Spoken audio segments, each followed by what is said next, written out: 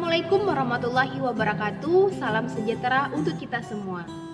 Baiklah, kami dari kelompok 4 akan mempresentasikan materi kita pada hari ini, yaitu mengenai asas-asas pendidikan. Sebelumnya saya ucapkan terima kasih kepada dosen pengampu yaitu Ibu Novrianti MPD dan asisten dosen yaitu Kak Lisa Chandrasari yang telah mengizinkan kami untuk mempresentasikan materi mengenai asas-asas pendidikan. Sebelum kita masuk ke materi, izinkan kami untuk memperkenalkan diri. Saya Dini Destriana Putri dengan NIM 21031010 Prodi Pendidikan Biologi sebagai pemateri utama. Perkenalkan, saya Fatina Daily, NIM 21031014 dari Pendidikan Biologi. Saya pembaca materi kedua. Perkenalkan, nama saya Lani Mora dengan NIM 21031018 dari Program Studi Pendidikan Biologi sebagai pembaca materi ketiga. Baiklah teman-teman, saya sebagai pemateri pertama akan menjelaskan mengenai asas-asas pendidikan. Sebelum kita masuk ke asas-asas pendidikan, lebih baik kita mengenal dulu apa sih pendidikan itu. Nah, jadi pendidikan adalah usaha sadar yang sistematik yang selalu bertolak dari sejumlah asas-asas tertentu. Asas tersebut sangat penting. Kenapa? Karena pendidikan merupakan pilar utama terhadap perkembangan manusia suatu bangsa. Nah, asas pendidikan merupakan suatu kebenaran yang menjadi dasar atau tumpuan baik pada tahap perancangan maupun pada tahap pelaksanaan pendidikan itu sendiri. Nah, adapun namanya asas Tut Uri Handayani, yang mana merupakan asas yang salah satu bentuk eksistensi pendidikan di masa kolonial Belanda sebagai upaya kebangkitan kaum pergerakan kebangsaan atau kaum pergerakan nasional yang digagas oleh Ki Hajar Dewantara. Asas Tut Uri Handayani ini menegaskan bahwa setiap orang mempunyai hak untuk mengatur dirinya sendiri dan mengingat tertibnya persatuan dalam berkehidupan umum.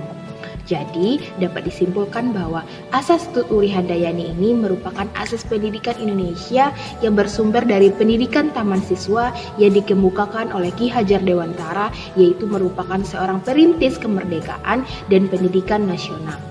Adapun makna Tut Uri Handayani ini, yang pertama yaitu Tut Uri, yang kedua yaitu Handayani. Tut Uri mempunyai arti yaitu mengikuti perkembangan sang anak dengan penuh perhatian berdasarkan cinta kasih tanpa pamrih.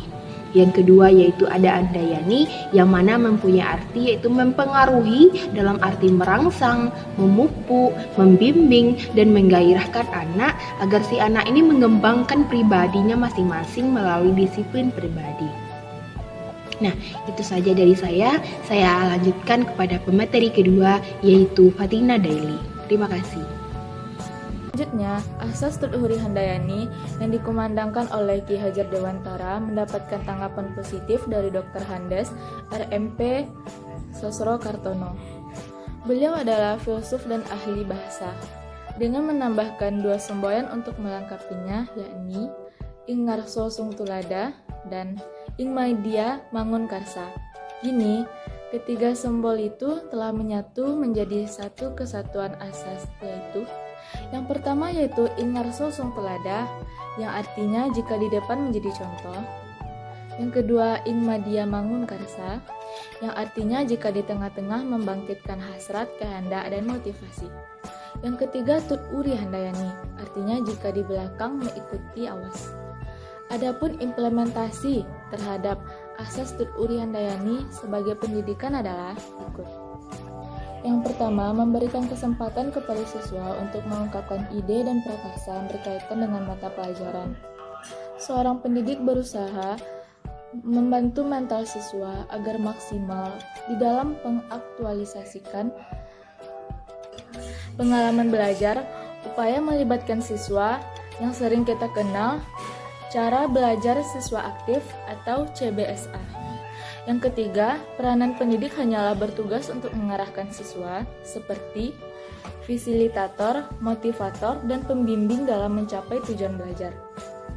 Yang keempat, dalam proses belajar mengajar dapat dilakukan dengan bebas, tetapi harus terkendali.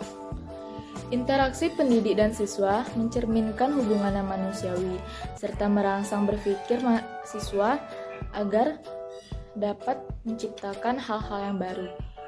Dan juga kegiatan belajar siswa yang bervariasi, tetapi harus tetap dalam bimbingan guru. Asas Tuluhuri Handayani ini bermakna bahwa setiap orang berhak untuk mengatur dirinya sendiri, berpedoman kepada tata tertib kehidupan yang umum. Menurut asas ini, dalam penyelenggaraan pendidikan, seorang guru merupakan pemimpin yang berdiri di belakang yang bersemboyan Tuluhuri Handayani, yaitu tetap mempengaruhi dengan memberi kesempatan kepada anak didik untuk terus berjalan sendiri dan tidak terus-menerus mencampuri, diperintah ataupun dipaksa.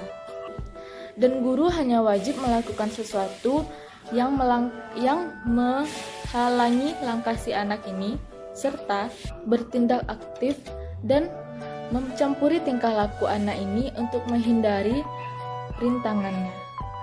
Dan dapat dikatakan bahwa asas Tuluhuri Handayani ini merupakan cikal bakal pendekatan seorang anak dalam mengikuti pelajaran yang aktif. Terima kasih saya ucapkan kepada pemateri kedua yaitu Fatina Daily. Sekarang akan dilanjutkan oleh pemateri ketiga yaitu Lani Mora. Kepada Lani Mora dipersilakan. Baiklah, saya Lani Mora, pembaca materi ketiga akan melanjutkan bahasan materi dari saudari Fatina tadi. Implementasi asas kemandirian dalam belajar. Asas kemandirian dalam belajar adalah aktivitas belajar yang didorong oleh kemauan sendiri, pilihan sendiri, dan tanggung jawab sendiri di pembelajaran. Asas kemandirian dalam belajar ini secara langsung erat kaitannya dengan asas Tuluhuri Handayani dan asas belajar sepanjang hayat. Asas kemandirian dalam belajar dapat dikembangkan dengan cara menghindari campur tangan dari guru, namun guru harus selalu siap membantu apabila diperlukan. Perwujudan dari asas kemandirian ini akan menempatkan guru dalam peran utama sebagai fasilitator, informator, dan motivator. Sebagai fasilitator, guru harus dapat menyediakan berbagai sumber informasi yang sedemikian rupa, sehingga memudahkan bagi peserta didik untuk berinteraksi dengan sumber-sumber tersebut. Sebagai informator, guru harus menyadari bahwa dirinya hanya merupakan bagian kecil dari sumber informasi yang ada.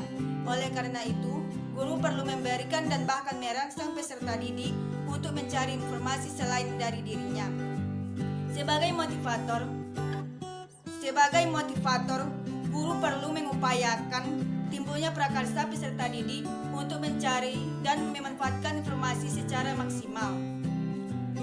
Terdapat beberapa strategi dalam belajar mengajar yang akan mengembangkan asas kemandirian dalam belajar. 1. Cara belajar siswa aktif atau CBSA. 2. Belajar dari modul, paket belajar, dan lain-lain. 3. Belajar yang didorong oleh pusat sumber belajar atau PSB. PSB ini memberikan peluang tersedianya berbagai informasi yang ada. Dengan PSB ini, maka asas kemandirian belajar akan lebih dimantapkan dan lebih dikembangkan. Terima kasih.